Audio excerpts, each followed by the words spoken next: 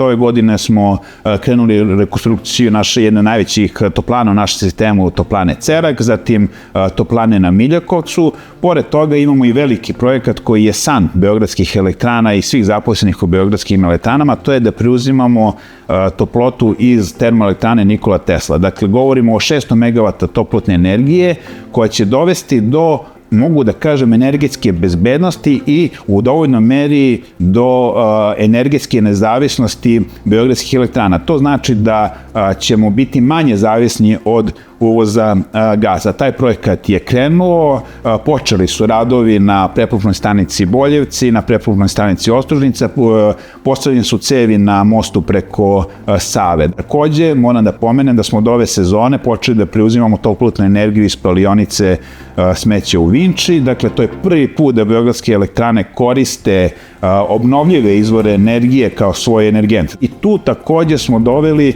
do smanjenja korišćenja gasa, što je naravno i cilj beogradskih elektrana.